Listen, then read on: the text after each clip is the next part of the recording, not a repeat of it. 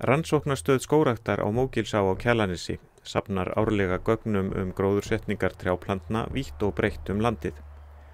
Haldið utan hversu margar plöntur eru gróðursettar og af hvaða tegundum þær eru. GPS staðsetningartækninni hefur fleygt fram á undanförnum árum og hún nú innbyggð í alla snjallsíma. Því má bæði nota hefðbundin GPS-tæki og snjallsíma til að hnitsetja svæði strax að lokinni gróðursetningu. Þessar upplýsingar nýtast þá í fyrsta lagi til þess að hafa yfirsýn yfir það hvað búið að gróðursetja í. Seinna meir kemur þetta síðan til með að nýtast inn í skógarúttekt þar sem við getum metið kolefnisbindingu skógræktar þá í heild sinni á Íslandi. Þetta fer síðan út í bókhald og þar getur Ísland metið þetta hversu mikið kolefni að binda sér skógum á Íslandi. Þá búin að planta og þá fer maður bara tekur GPS-hringinn og mælir þetta út. En hvernig náum við hnitaskrám út úr hefðbundnu Garmin GPS-tæki? Nú erum við komið GPS-tækið inn, það búið að ganga ferilinn, þannig að nú ætlum við að koma ferlinum úr þessu GPS-tækinni í tölvu og senda með tölvupósti. Tvíklikkum á þetta drif, þar undir mappa sem þetta Garmin. Þar undir mappa sem þetta GPX sem við ætlum að opna og undir henni mappa sem þetta Current. Þar undir mappa sem þetta current.gpx. Tökum hana og drögum hana yfir í tölvupóstinn sem viðhengi og sendum á skógræktarráðgjafann. Þá það komið. Til fjöldi korta eða staðsetningarforrita fyrir snjallsíma, bæði síma með Apple og Android stýrikerfi. Hér verður ferlinu lýst fyrir smáforrit eða app sem kallast Avenza Maps. Kort eða loftmynd af viðkomandi skógræktarsvæði vistað í símanum og forritið notað til að hnita þar inn útlínur gróðursetninga. Með þessu má til dæmis sjá í hvaða reit ræktunaráætlunarinnar gróðursett hverju sinni og auðveldara verður að styðjast við þær línur sem lagðar voru í skógræktarsamningnum.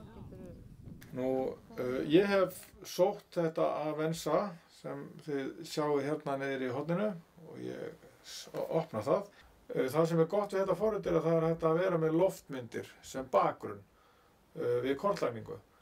Og ég ætla að opna hérna svæði sem ég staddur á hér, sem heitir Mógilsá. Hér sjáum við niðri í hægra horninu verkfæri sem við ítum á og þá kemur upp þessi listi og einn þeirra Record GPS Tracks og við ætlum að íta á hann. Og þá byrjar forritið að skrá þennan viðkomandi feril og þá hefst ferillinn.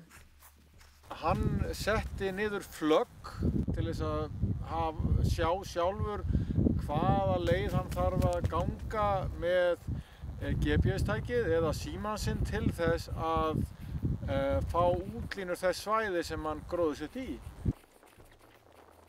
Svo þegar búið að ganga hringinn í kringum gróðursetninguna, þá þarf að íta á stopp og þá ferillinn klár.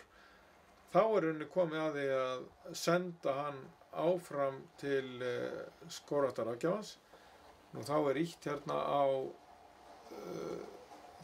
hérna á þetta verkfæri hér og þá sjáum við hérna niðri í hægra horninu tákn sem táknar það að hlaða þessu niður og þá sjáum við að hér á að standa nafnið á GPX skránni. Þetta að fara sem tölvupóstur eða e-mail og formatið á alltaf að vera GPX. Og þá ekkert annað en að íta hérna á export, hérna upp í hægra horninu og þá fáum við upp valmöguleikum að senda á skógræktarráðgjafa og við sláum hér inn tölvupóst ráðgjafans. Hér sjáum við GPX skráinu í þessum viðhengi, þannig að það ekkert annað að gera en íta á send. Þá þetta farið og komið til skógræktarráðgjafa. Gögnin svo send skógræktarráðgjafa skógræktarinnar sem vinnur úr þeim og skilar þeim áfram til rannsóknarstöðvarinnar á Mógilsá. Með þessu fyrirkomulagi má halda mun betur utan skráningar en hingað til hefur verið hægt.